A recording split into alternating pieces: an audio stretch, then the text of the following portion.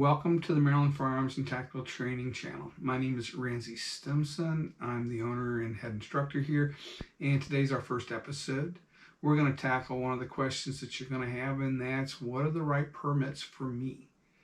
So you're looking at our website, so I'm assuming you're interested in getting your Maryland wear and carry handgun permit. But you're also concerned with traveling to other states with your handgun, rightfully so. Do you know which permits are best for you? That's a big question. There are a number of states that recognize the Maryland handgun permit or the wear and carry permit. And some states have additional restrictions or different restrictions or requirements than Maryland. So they're different than Maryland, but they recognize the Maryland permit. This you need to know as well. The restrictions and requirements of every state, including Maryland, can change. So you need to stay up to date. And we'll talk a little bit more about how to do that as well. And there are a number of states that do not recognize the Maryland permit. So you may be able to be issued a permit by that state, or you may not.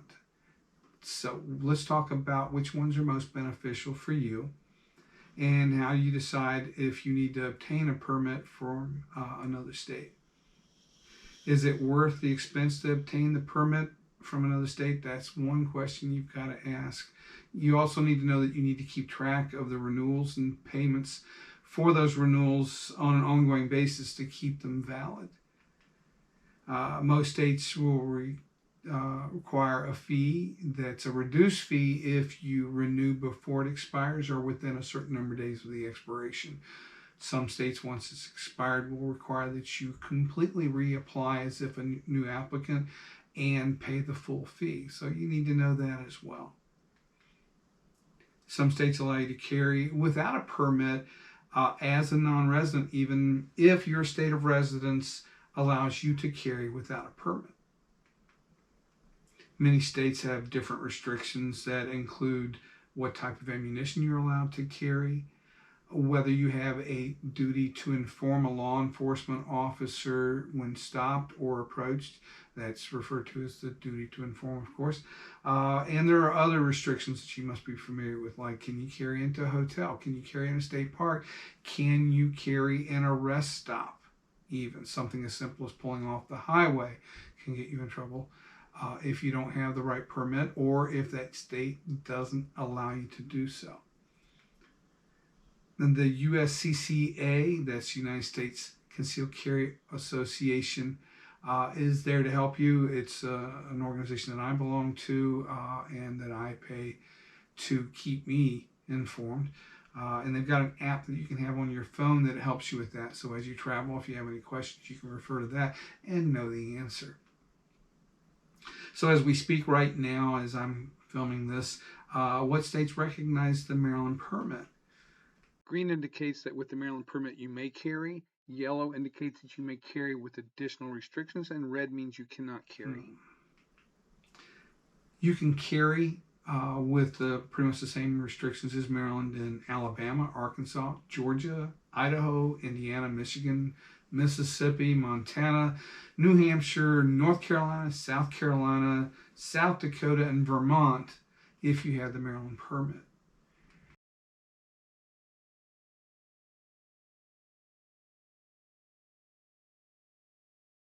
You can also carry with additional restrictions in Alaska, Arizona, Iowa, Kansas, Kentucky, Maine, Missouri, Ohio, Oklahoma, Tennessee, Texas, Utah, Virginia, Wisconsin, and Wyoming. And yes, I did say Utah. We'll talk about that in a minute.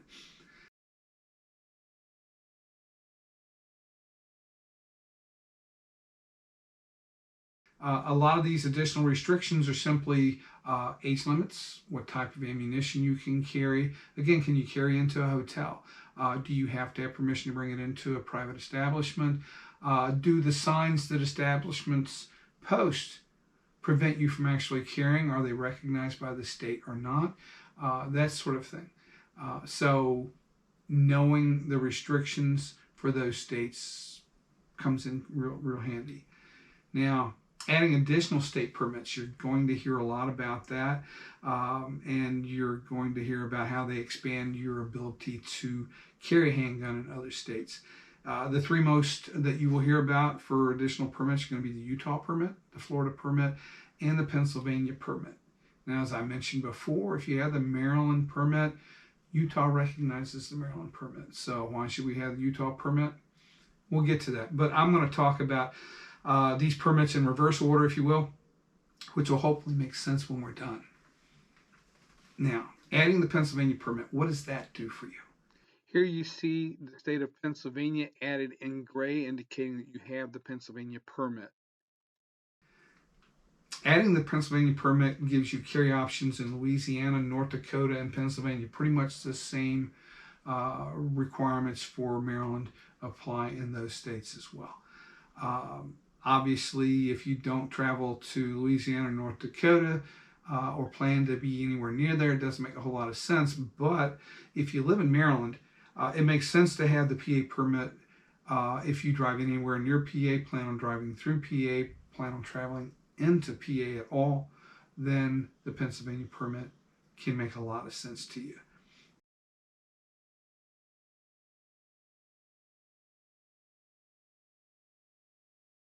Now, what if we have the Maryland and the PA permit, and now we add the Florida permit? Here now you also see Florida added in gray, indicating that you have added the Florida permit. What does that do for us? Because you hear a lot about the Florida permit, and it's a good permit to have because it adds the opportunity for carry options in Delaware, Nebraska, New Mexico, and Nevada. Now, Nebraska, New Mexico, and Nevada may not make sense to you if you never plan to travel out there, but living in Maryland and traveling near Delaware, or maybe having to travel into Delaware or through Delaware, now it makes sense.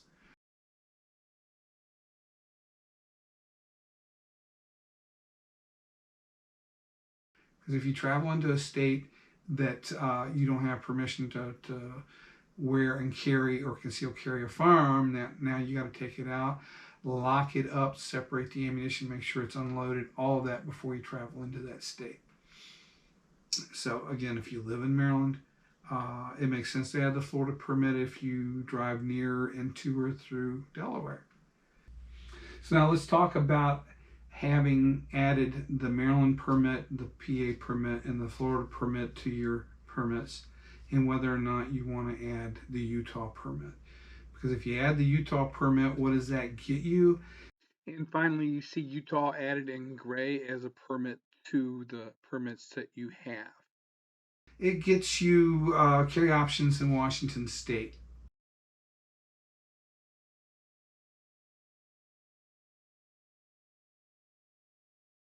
Not a lot in addition to the Maryland, Florida, and PA. So if you're going to be traveling into or through or near Washington State, it might behoove you to get the Utah permit. If you live in Maryland, but you don't plan on traveling anywhere near there, then the PA permit and the Florida permit pretty much give you everything that you might need or want. You'll need to decide if having the additional permits actually enhances your ability to carry and if the added expense is worth it to you. Most classes that you attend may give you the option of purchasing other permits and also the assistance in applying for those permits. So it may be a convenience that's worth it to you. These are add-on sales for the instructors, not to begrudge anybody the ability to make additional money, but don't be pressured into purchasing it just because you're there. It may be a convenience that makes sense to you. Just because you don't get the permit while you're there doesn't mean you can't get it later if you need it. Most of the states it's actually pretty easy to apply to. A lot of states require that you actually travel to the other states. Utah and Florida aren't one of them, but say New Jersey, for instance, or Pennsylvania, you do have to make a quick trip up to PA to pick up your permits, but you can apply online. So there's that to consider. It's important to consider where you travel or plan to travel, or whether or not you may want to or find yourself carrying a handgun in any of those other states. If you travel near a state frequently, then you probably should have the permit for that state. You may find yourself crossing a state line either by accident or due to weather or a road closure, something that you can't predict. There was an instance of a lady who was flying with her handgun. She had the permits and everything necessary and was allowed to possess it where she was flying from and where she was flying to. She had it in her checked baggage, not on her, but her plane was diverted to another state where she didn't have the permission to possess a firearm or carry a firearm. So when her plane landed there, it was, I think, due to an emergency, and they had to disembark the plane, and her luggage had to come off of that plane. When it went to go on another plane, she had to redeclare it. And at that point, she was arrested for possession of a firearm that she didn't have permission to possess in a state that she didn't have permission to possess it in. She missed her connecting flight, of course. She didn't get to her destination on time, and it cost her a lot of money. So be aware of that. Just because you did not mean to travel into a particular state doesn't mean that you can avoid the consequences of having done so if you've got a firearm on you.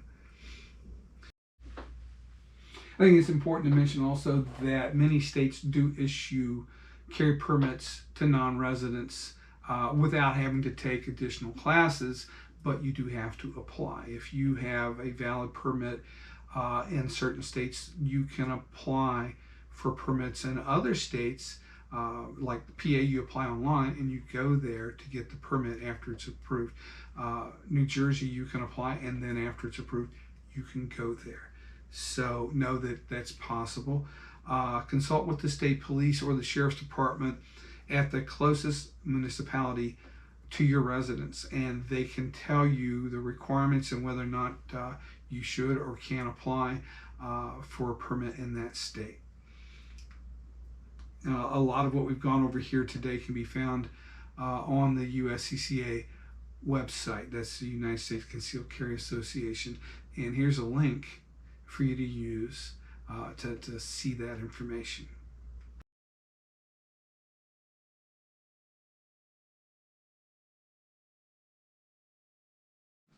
Now, the maps that you saw today were found on the USCCA's website. It's a great resource. I enjoy using it myself and appreciate the opportunity as a member. You may also find it very useful. Thank you for joining us today. Remember to like and subscribe to our channel. That way you keep up to date on the upcoming episodes. And I also want to remind you, if you have any additional questions or if you'd like to suggest any topics for an episode, please feel free to reach out to us. You can contact us by emailing us at rlstimson@mfatt.com. Again, train to live. It's a worthwhile endeavor. Thank you.